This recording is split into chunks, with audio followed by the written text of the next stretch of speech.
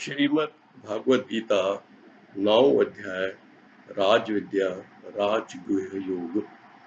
श्री भगवान चयो, हे अर्जुन, मां तुंहिंजे लाइ परम गोपनीय ज्ञान वरी चङी तरह ॿुधाईंदुसि, जंहिंखे ॼाणी तूं हिन दुख रूपी संसार मां मुक्त थी वेंदे। इहो ज्ञान सभिनी खां वॾो ज्ञान आहे, सभिनी ज्ञाननि जो राजा आहे, सभिनी राज़नि में बि वॾो राज आहे, पवित्र आहे, धर्म युक्त आहे, करण में बि आसान आहे, फल ॾियण वारो आहे ऐं कॾहिं बि नास न थियण वारो आहे। हे परम तप,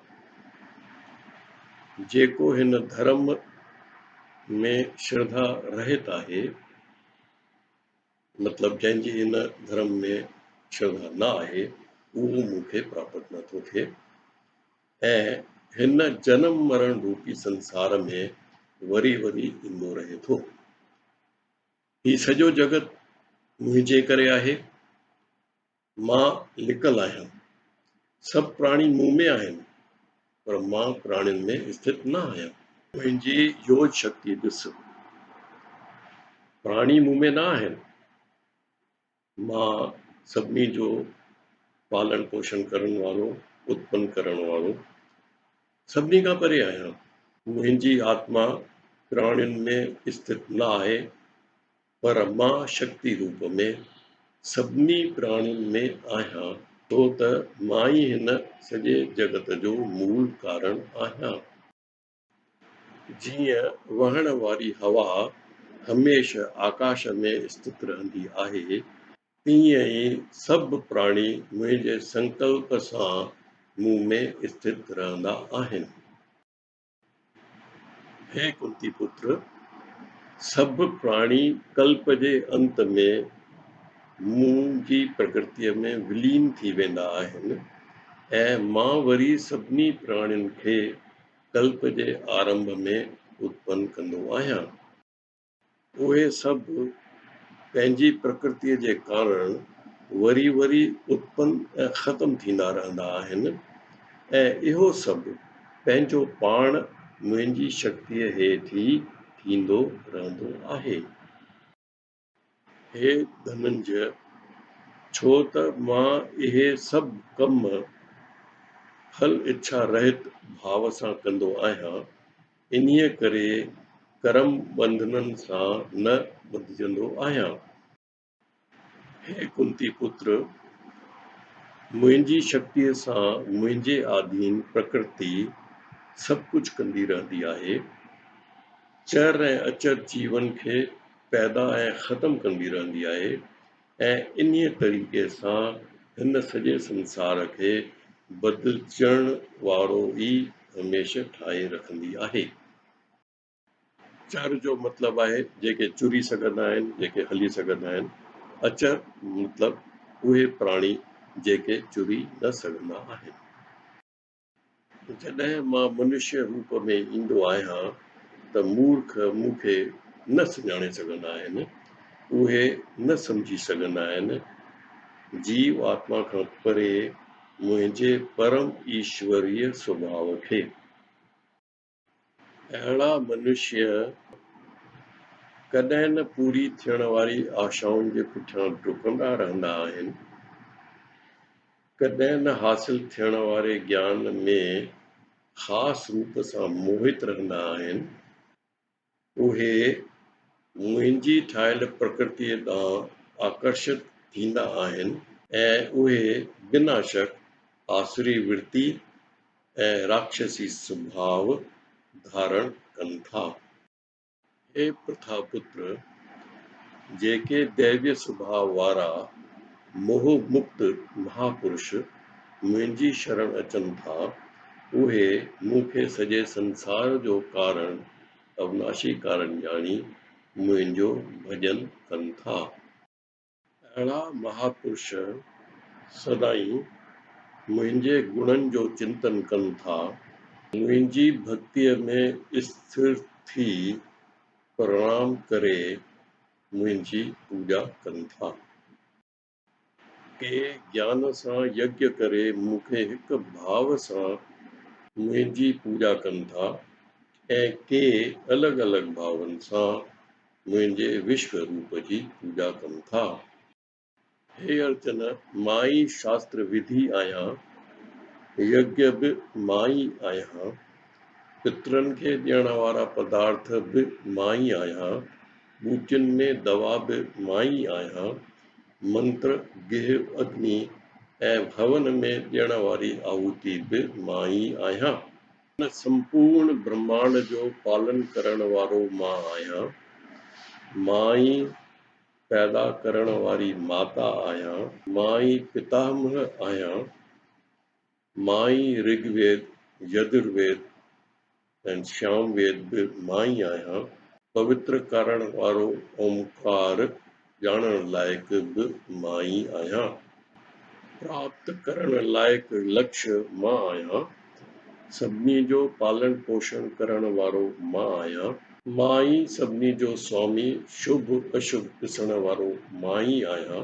सभिनी सां प्रेम करण वारो सुठो दोस्त मां ई आहियां, सृष्टिअ खे पैदा करण वारो ऐं सृष्टिअ जो संहार करण वारो बि मां ई आहियां, मां ई सभिनी जो आधार ऐं आश्रय ॾियण वारो बि मां ई आहियां, ऐं मां ई सभिनी जे हुजण जो मूल कारण आहियां।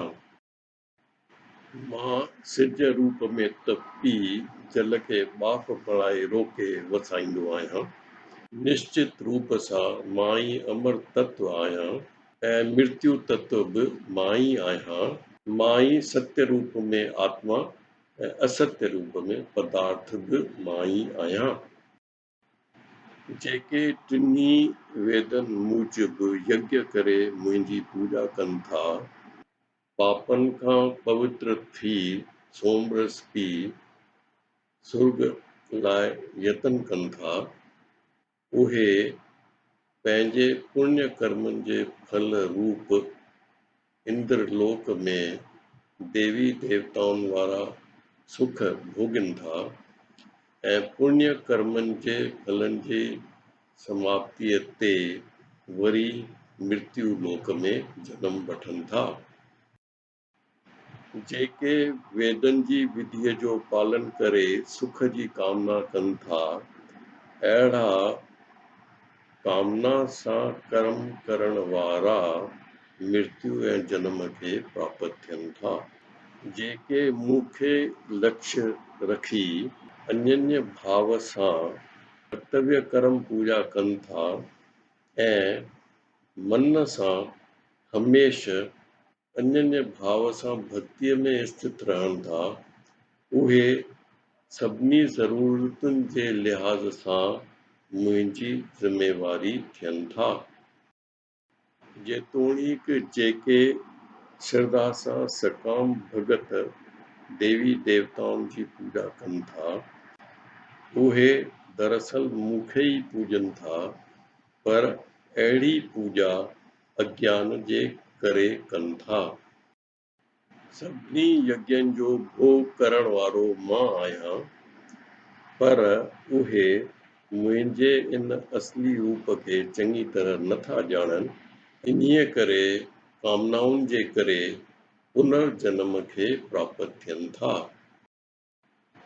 जेके देवी देवताउनि जी पूॼा कनि था, उहे देवी देवताउनि खे प्राप्त थियनि था, जेके पूर्वजनि जी पूॼा कनि था, उहे पूर्वजनि खे प्राप्त थियनि था, ऐं जेके भूतनि जी पूॼा कनि था, उहे भूतनि जे कुंड में जनम वठनि था, ऐं जेके मुंहिंजी पूॼा कनि था, उहे मूंखे ई प्राप्त थियनि था। पत्ता, गुल, फल, जल वग़ैरह जेकी बि भगत प्रेम सां मूंखे अर्पित करे थो, मां उहो सभु कुझु प्रेम सां भक्ति भाव सां अर्पित कयल स्वीकार कयां थो। हे कुंती पुत्र, जेकी बि तूं खाईं थो, हवन करीं थो, जेको बि दान करीं थो, या जेका बि तपस्या करीं थो, उहो सभु कुझु तूं मूंखे समर्पित कंदे कर। ईअं करे तूं सुठे ऐं बुरे कर्म फलनि जे बंधननि खां मुक्त थी वेंदे ऐं कर्म फलनि खां मुक्त थी करे तूं मूंखे ई प्राप्त थींदे। मां सभिनी प्राणियुनि खे हिक समान रूप सां ॾिसंदो आहियां, न कंहिंसां द्वेष कंदो आहियां, न मां कंहिंसां प्रेम कंदो आहियां। पर जेके भगत प्रेम सां मुंहिंजो भॼन कंदा आहिनि, हू मूं में ऐं मां हुननि जे दिल में रहंदो आहियां। जे कोई दुराचारी बि अनन्य भाव सां मुंहिंजी भक्ति करे थो, त उहो साधु मञियो वञणु खपे, छो त हू चङी तरह भक्ति करे थो। ऐं हे अर्जुन, हू जल्दी ई धर्मात्मा थी परम शांति प्राप्त करे थो। ऐं तूं सम्झ त हू मुंहिंजो भगत आहे, जेको नष्ट न थींदो आहे। हे प्रथा पुत्र, स्त्री, वैश्य, शूद्र या जेको कंहिं बि पाप योनीअ में उत्पन्न थियो आहे, उहो मुंहिंजी शरण ग्रहण करे मुंहिंजे परम धाम खे प्राप्त थिए थो। इन्हीअ करे हिन सुख रहित क्षण भंगुर संसार में तूं मुंहिंजो ई सिमरण कर। हे अर्जुन, तूं मूं में मन लॻाए मुंहिंजो भगत थी मुंहिंजी पूजा कर। तूं मूं परमात्मा में संपूर्ण रूप सां पंहिंजे मन खे स्थिर कर। तूं मुंहिंजी शरण अची निश्चित रूप सां मूंखे ई प्राप्त थींदे। ओम तत्सत। अहिड़ी तरह श्रीमद् भगवद गीता रूप उपनिषद ब्रह्म विद्या हेठि श्री कृष्ण अर्जुन संवाद जो राजयोग राजगुह्य योग नाले वारो 9 अध्याय पूरो थियो।